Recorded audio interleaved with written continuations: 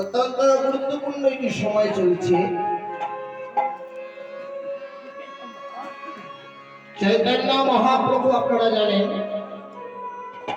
ইংরাজির 1486 সাল, সকলেই জানেন এটি, তবু বলে দিতে হচ্ছে। ইংরাজির 1486 সালে 18ই ফেব্রুয়ারি শনিবার 5:46 মহাপ্রভু আবির্ভাব।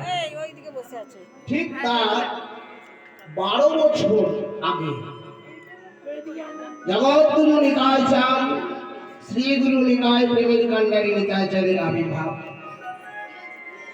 এখন নিত্যানন্দ মহাপ্রভুর 550 বছর পূর্তি উৎসব চলছে। তাই আমরা একটু নিতাই চাঁদের গুণগান করে লীলার মধ্যে যাব। কারণ নিতাই করুণা না করলে আপনি গৌরাঙ্গের করুণা পাবেন। তাই নিতাই চাঁদের যে প্রণাম মন্ত্র, নিতাই চাঁদের প্রণাম মন্ত্রে বলা যায়, যেমন আনন্দ লীলাময় বিগ্রহায় সুন্দরায় মহাপ্রেম রসরায় চৈতন্য চন্দ্রায় নমঃ। এটি মহাপ্রভু প্রণাম মন্ত্র। তিনি নিতাই চাঁদের প্রণাম মন্ত্রটা কেমন? নিত্যানন্দ নমো শ্রীতুভ্যং প্রেমানন্দ প্রদায়িনে নিত্যানন্দ নমো শ্রীতুভ্যং প্রেমানন্দ প্রদায়িনে কাল কল্পনাশায় ধন্যবে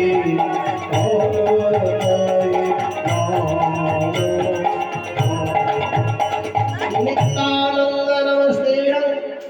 हे निताय तुम्हार चरणे कोटि कोटि प्रणाम दंडवत नमस्ते। नित्यानंद नमस्ते।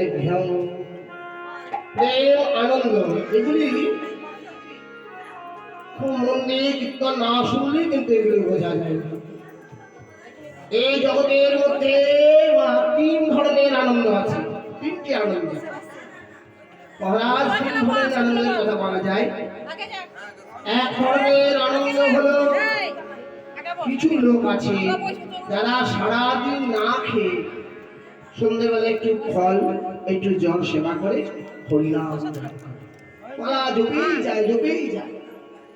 তাদেরকে জিজ্ঞাসা করা হলো যে আপনার এই যে সারাদিন না খেয়ে আপনি যে হরিনাম করেন কীর্তন করেন, বলে আমার এতেই আনন্দ। এই আনন্দকে বলা হয় সাত্বিক রসের আনন্দ। খুব মন দিয়ে কল্পনা। দ্বিতীয় হলো এক ধরনের লোক আছে, একটু দামি দামি জামা কাপড় পরে, একটু দামি দামি ভালো ভালো খাবার, রেস্টুরেন্টে যায়, মানে ভালো ভালো জিনিস করতে ভালোবাসে। এদের যে আনন্দ, এটা রাজস্বিক রসের আনন্দ। আর এক ধরনের লোকের কথা কি খুলে বলি,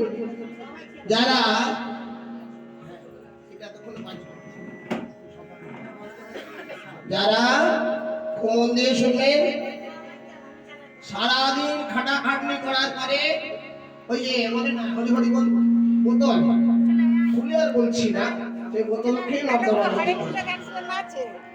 বলে আপনার বলে আমার এই আনন্দ, বিছানা দরকার নেই। এই আনন্দকে বলে তামসিক রসিক আনন্দ। কিন্তু আমার নিতাই চাঁদের আনন্দটা কি জানি? তাই প্রেমযুক্ত আনন্দ। প্রেমানন্দ কি? কাকে প্রেমানন্দ বলে?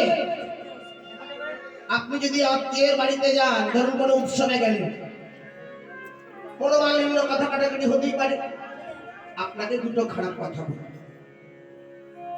আপনি মনে দুঃখ পেলেন, কাঁদলেন, কিন্তু প্রতিজ্ঞা করলেন যে যে আমায় এত খারাপ কথা বললো তার বাড়ি আমি আর কোনোদিন যাব না। কিন্তু কীর্তনে যে নিতাই গৌরীর নামে যত কাঁদতে পারে,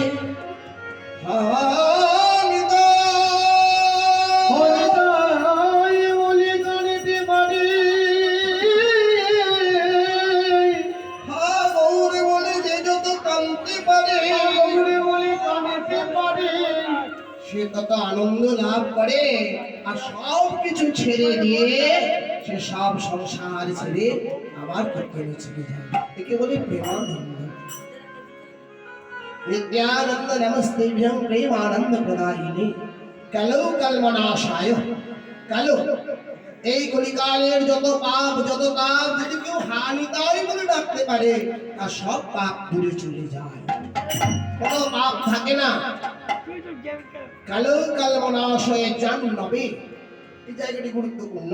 বহুবচন সংস্কৃতে নড় নড়া, নড়া মানে কি বলছেন, নড়া মানে বহু বচন, কিন্তু জাহ্নব মানে কি বচন। কেন?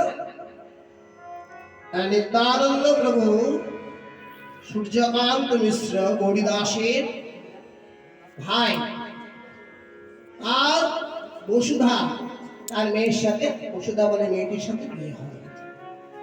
পরবর্তীকালে সূর্যকান্ত করল কি, জাহ্নবা আমার নিত্যানন্দ শক্তি আধা তাকে যৌতুক দেয়। তাহলে নিত্যানন্দ প্রভু দুটি স্ত্রী, সেই জন্য বলে জাহ্নব তিরুচি। অতএব নমো নমঃ। চলুন নিতাই চাঁদের বলে, নিতাই চাঁদে গতি নেই। কেউ যদি মনে করে আমি গৌরকে ভজবো, কিন্তু আগে নিতাই না ভজলে আপনি গৌরীর কৃপা পাবেন না। নিত্যানন্দ জগৎ গুরু গৌরী বাঞ্ছা, নিত্যানন্দ জগৎ গুরু গৌরী বাঞ্ছা করে পথ। নিত্যানন্দ জগৎ গুরু গৌরী বাঞ্ছা করে পথ।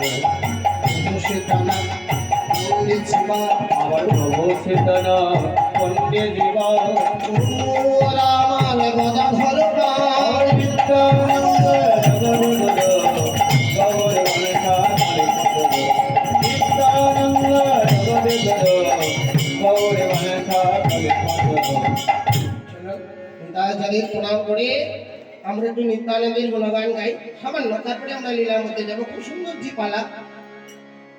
ভক্তের মতো ভক্ত যদি পায়, ভগবান নিজেও কিন্তু ভক্তকে প্রণাম করে, তার চরণ ধুয়ে দেয়, সে একটি ভক্তের কথা সাধন হবে।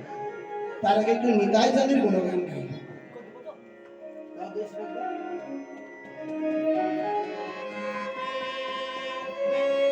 অদ্বৈত প্রভু জন্ম নিয়ে শ্যামানন্দ ঠাকুর রূপে জন্ম নিয়েছিলেন। চৈতন্য মহাপ্রভু দ্বিতীয় অবতার কলেবর রূপে শ্রীনিবাস ঠাকুর রূপে জন্ম নিয়েছিলেন।